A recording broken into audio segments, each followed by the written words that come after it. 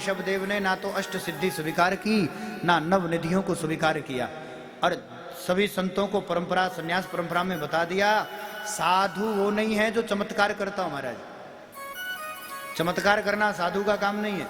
चमत्कार तो जादूगर बाजीगर करते हैं, वे कपड़े से कबूतर निकालेंगे, कबूतर से नोट निकाल लेंगे, ये सारे जादू तो जादूगर करते हैं, बाजीगर करते हैं। साधु को चमत्कार के चक्कर में नहीं पड़ना चाहिए। साधु को ना तो अष्ट सिद्धि नवनिधि को स्वीकार करना चाहिए, ना ही चमत्कार के चक्कर में पड़ना चाहिए, क्योंकि साधु का तो दर्शन ही चमत्कार है। साधु का दर्शन हो जाए वो अपने आप में एक चमत्कार है। कोई बुद्ध साधु बुद्ध पुरुष मिल जाए, दर्शन मात्र से ही जीव का उद्धार हो जाए। साधु भगवान का ही एक स्वरूप है, जिनका दर्शन ही अपने आप में सबसे बड़ा चमत्कार है। तो अष्ट सिद्धियों को भी छोड़ा, नवनिधि को भी छोड़ा, इसलिए अपने पिताजी का अनुसरण करते हुए भरत ने घर छोड़ा, भजन किया। और भजन करने के लिए वो गंडकी के तट पर, कभी आप नेपाल जाओ तब तो नेपाल भारत का हिस्सा था, भारतवर्ष वो अजनाब खंड बहुत बड़ा था। तो मुक्तिनाथ धाम, कभी आप नेपाल जाओ तो चौथा धाम मुक्तिनाथ है। बोले शंकर भगवान के। और उन मुक्तिनाथ धाम से ही साक्षात गंडकी प्रकट हुई है, और उन गंडकी से साक्षात भगवान शालिग्राम प्रकट होते हैं। उन्हीं गंडकी नदी के तट पर है सुंदर सा एक दामोदर कुंड है, सरोवर है, और उसी दामोदर कुंड सरोवर के पास बैठकर भगवान नारायण का चिंतन करते हुए भरत जी ने भजन किया। कथा बहुत विस्तार में है। भजन करते करते एक दिन एक हिरणी आई, मृग गर्भवती थी, तो पानी पी रही थी, सिंह ने दहाड़ मारी, छलांग लगाई तो उसका गर्भ का बच्चा गिर गया, और उसी बालक पर दया करके बच्चे को बचाया, और बचा करके मृग का बच्चा तो अगले 1 घंटे में उछलना कूदना प्रारंभ करता है। अहिर्निश 24 घंटे भजन करने वाले भरत जी का मन अब हिरण मृग के बच्चे में लग गया। भजन छूट गया, मृग का बच्चा बड़ा हुआ तो झुंड में चला गया, और उस मृग बच्चे के याद में भरत जी वन वन घूमने लगे। उसी के वियोग में भरत ने शरीर छोड़ा।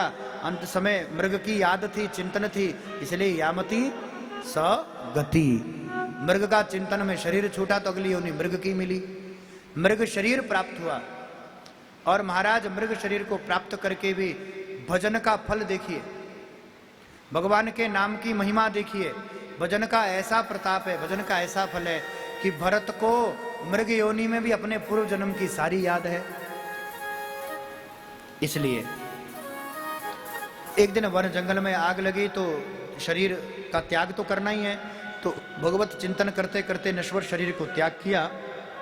अगला जन्म भरत ने, अगला जन्म अंगिरस से, अंगिरा ब्राह्मण गोत्र में इनका पुनः जन्म हुआ, और जन्म लेकर के पिता ने मस्तिष्क रेखा पड़ी, देख करके कहा ये तो ब्रह्मज्ञानी है। नाम रखा भरत। क्या नाम रखा? भरत।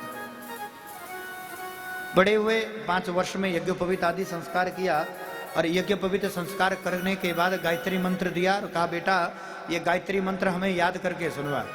तो ऐसे भरत जी ने जो 3 जन्म की जानते महाराज, अपने पिताजी को गायत्री मंत्र नहीं सुनाया।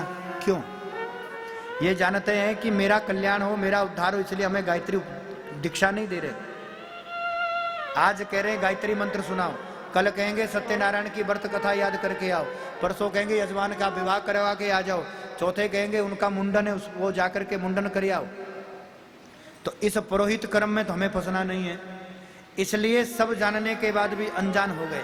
पिताजी कहते अब हमने सोचा ब्रह्मज्ञानी होगा, लेकिन भैया ये तो जड़ है, जड़, इसकी बुद्धि तो जड़ है, इसलिए नाम पड़ा जड़ भरत। सच्चिदानंद भगवान के। इन जड़ भरत का जीवन चरित्र भागवत में और भी विस्तार से है, क्योंकि भरत के जीवन में जो जड़ भरत का जो चरित्र है, इन जड़ भरत में भरत जी जड़ की तरह रहते हैं। इनके ऊपर ना कोई सुख प्रभाव डालता है, ना ही दुख प्रभाव डालता है। जैसे कोई पत्थर पड़ा वैसे पड़े रहते हैं, मिल गया तो खा लेते हैं, नहीं तो आनंद में अपने आनंद निजानंद की मस्ती में रहते। पिताजी चले गए तो कथा तो ये भी कहती कि भाई ने घर से निकाल दिया, वन में रह करके भजन कर रहे हैं, और उसी वन जंगल अरण्य में एक भील प्रजाति का के आदमी है, उनके राजा है, तो राजा ने क्या किया, भील प्रजाति के राजा है, उन राजा ने मां भद्रकाली से प्रार्थना करी, हे भगवती, हे भद्रकाली, मेरे संतान नहीं है, यदि मेरे बेटा हो जाए तो मैं पशु बलि नहीं नर बलि दूंगा। अब ये कह करके तो प्रार्थना करके आ गया। आगे समय बीता तो उस भील राजा के घर में बेटा हुआ, तो उसने कहा भाई अब समय आ गया है भद्रकाली को नर बलि देने के लिए, कोई हट्टा कट्टा तकड़ा आदमी ढूंढ कर ले आओ। अब और कोई नहीं मिला, हट्टे कट्टे तो भरत जी पड़े आनंद में, मस्ती में। भरत को पकड़ कर ले आए, खूब चंदन का लेपन करके खूब इत्र से नहलाया, गले में माला डाली, माल पुआ खीर पवाई, लेकिन कोई खुशी नहीं है। जाकर भद्रकाली के आगे बलि देने के लिए गर्दन आगे करवाई तो कोई दुख भी नहीं है। ब्रह्मज्ञानी है, जानते मैं शरीर नहीं हूं, मैं तो आत्मा हूं, और ना जाने ऐसे कितने शरीरों को मैं धारण करके छोड़ चुका हूं। अखिल विश्व का राजा बना भरत, फिर मृग योनि में गया, अब पुनः ब्राह्मण गोत्र में फिर भरत बनकर आया हूं। तो ये शरीर तो नश्वर है, आज नहीं तो कल भी छोड़ना है। इसलिए बलि देने के लिए जैसे ही वो भील प्रजाति के लोग भरत की बलि देने के लिए खड़क उठाते तो भरत जी गर्दन आगे करते। ऐसे ब्रह्मज्ञानी को देखकर भगवती उस मूर्ति विग्रह से साक्षात भद्रकाली प्रकट हो गई, खड़ग लेकर सबका वध कर दिया। बोले सच्चिदानंद भगवान की। लेकिन धन्यवाद के दो शब्द भी नहीं कहे, ओहो भाग्य आपने हमारी रक्षा करी, अन्यथा तो हमारे प्राण ही चले जाते। अरे ब्रह्मज्ञानी है, जानते हैं कि अब रक्षा हमारी तो की नहीं, इन्होंने रक्षा तो शरीर की है और शरीर तो नश्वर है। अरे आज नहीं छूटा तो कल छूट जाना है, तो इस शरीर के लिए क्यों सुखी और दुखी होना है। और ऐसे ही शरीर को जड़ मानते हुए केवल अपने आत्मचिंतन करते हुए वन में विचरण करते थे। उनके जीवन में एक घटना वो भी घटी कि जब राजा रहुगण कपिला आश्रम में सत्संग करने गए, एक कहार उठाने वाला थक गया तो उन्होंने कहा कोई भी मिले तो लगा दो, तो भरत जी को लगा दिया। संत है, अपनी चाल चले, कोई चींटी भी पैर के नीचे ना आवे, उछल उछल कर चलते। राजा का सर बार बार ऊपर लगता है तो राजा ने खूब सुनाई, देखो देखो कितना दुबला पतला है, हट्टे कट्टे भरत जी है, इसलिए भरत को दुबला पतला कह रहे। कब से लगा है, थक गया होगा, अभी अभी लगे हैं। तो भरत जी के मन में विचार आया कि ये राजा रहुगण सत्संग करने के लिए कपिलाश्रम जा रहा है, संत का अपराध कर रहा है, संत अपराध करेगा तो नरक जाएगा, और नरक गया तो लोग कहेंगे सत्संग सुनने वाले भी नरक जाते हैं। उदाहरण तो देखो, अब नास्तिक लोगों को तो कोई भाना चाहिए महाराज। राजा रहुगण कितना सत्संग करता था, लेकिन मरने के बाद कहां गया, नरक ही तो गया। कोई ये नहीं कहेगा कि संत अपराध करके नरक गया, लोग कहेंगे सत्संग सुनने वाला भी नरक गया। इसलिए भैया सत्संग सुनने का कोई लाभ नहीं है। तो भरत को लगा कहीं कल सत्संग की महिमा ना घट जाए, और ऐसे भी इसका बोझ तो मेरे कंधों पर है, संत जिसका बोझ अपने कंधे पर ले ले वो नरक जाए, ये तो और भी अनर्थ होगा। इसलिए यहां पर बड़ा सुंदर उपदेश दिया, भवावटी का उपदेश किया। भरत कहते हैं राजन, कौन हल्का कौन भारी, तुम किस हल्के और भारी की बात कर रहे हो। मिट्टी है, मिट्टी के ऊपर और तो कुछ मिट्टी रख दो तो कभी मिट्टी को कोई बोझ लगाए। रोगण को लगा कर लगता है कोई बुद्ध पुरुष है, कोई संत है। पालकी से उतरे, प्रणाम किया, बड़ा यज्ञोपवीत दिखाई दिया, अरे ब्राह्मण है। प्रणाम किया, बाबा आप क्या कह रहे हो। कहते मैं ये कह रहा हूं ये जो शरीर है ये पंच तत्व मिट्टी से बना है, अंत में मिट्टी में इसने लीन हो जाना है। तो इस शरीर मिट्टी का है, पालकी मिट्टी की है, पालकी में बैठा राजा रहुगण मिट्टी का है। अब मिट्टी पर तो मिट्टी ही धरी है, तो भला आत्मा को उसका बोझ कैसा होगा। और जहां तुम तकड़ा है, मोटा है, पतला है, तो राजन आत्मा ना मोटी होती ना पतली होती है। आत्मा तो निर्विकल्प होकर के निराकार है, उसका ना कोई अपना कोई स्वरूप है, ना उसका कोई रंग रूप है, ना वो भारी है ना वो हल्की है। तो राजा ने कहा कि महाराज ये तो ठीक है, लेकिन आत्मा को भी तो दुख होता होगा। जैसे शरीर को बोझ मिला, आपने पालकी उठाई तो शरीर को बोझ लगा तो शरीर को कष्ट हुआ, शरीर को कष्ट हुआ तो मन को कष्ट हुआ, मन को कष्ट हुआ तो बुद्धि को कष्ट हुआ, बुद्धि को कष्ट हुआ तो चित्त को भी दुख हुआ, चित्त को कष्ट बना तो आत्मा को भी कष्ट बना होगा। जैसे एक बर्तन है बटलोई, उसमें पानी डाल दो, नीचे आग जला दो, तो पहले तो बटलोई गर्म होगी, बटलोई के गर्म होने से पानी गर्म होगा, पानी के गर्म होने से चावल भी तो गर्म होकर के पकेंगे। उसी प्रकार शरीर को कष्ट होगा तो मन, मन को तो बुद्धि, बुद्धि तो आत्मा। तो राजन, तो भरत जी कहते हैं राजन बात तो ठीक है, तुम बात तो ज्ञानी वाली करते हो, लेकिन फिर भी बात तो यज्ञान पूर्ण ही कर रहे हो। ये शरीर जड़ है, मिट्टी है, पत्थर है, यूं समझ लो। शरीर माने जड़ है, इसमें चेतन तो केवल आत्मा है। अच्छा एक बात बताओ, तुम वही बर्तन रखो, वही बटलोई रखो, वही आग जलाओ, वही पानी डालो, लेकिन चावल की जगह पत्थर रखो, तो चावल में तो परिवर्तन आया। चावल का दाना था, पक्के फूल गया। लेकिन जड़ पत्थर में कोई कितनी आग जलाओ, कितना ही पानी उबल करके खत्म हो जाए, लेकिन जड़ पत्थर तो जड़ ही रहेगा। जैसे उसके अंदर कोई विकार नहीं आया, ऐसे ही आत्मा निर्विकार है, उसके अंदर भी कोई विकार आने वाला नहीं।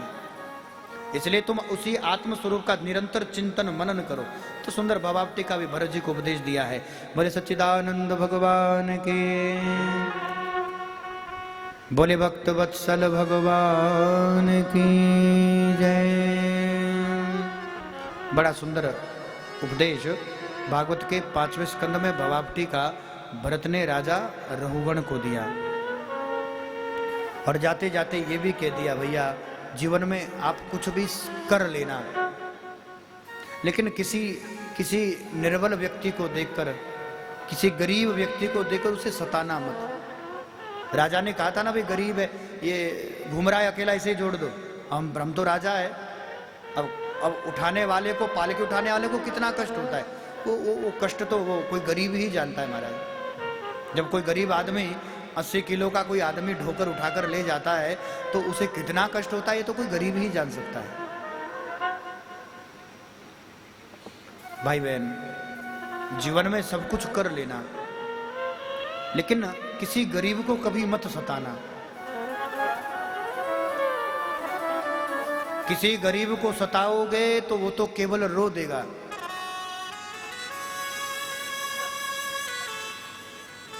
किसी गरीब को सताओगे वो तो केवल रो देगा, लेकिन कहीं मेरा परमात्मा नाराज हुआ तो शायद जीवन में अपना सब कुछ खो देगा। इसलिए बने तो गरीब को ना सताओ, और कभी किसी गरीब की गरीबी का मजाक भी नहीं उड़ाना चाहिए महाराज, क्योंकि अमीरी गरीबी ये तो जीवन में बनी रहती है।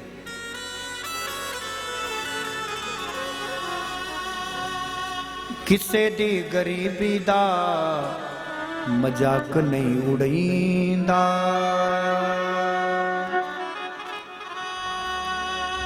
तू की जाने पेट मेरे काना दी खुदाई दा। किसे दी गरीबी दा मजाक नहीं उड़ींदा,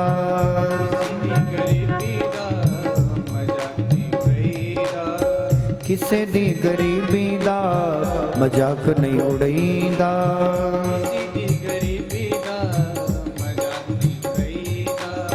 तू की जाने पेद मेरे काना दी खुदाई दा, तू की जाने पेद मेरी काना दी खुदाई दा।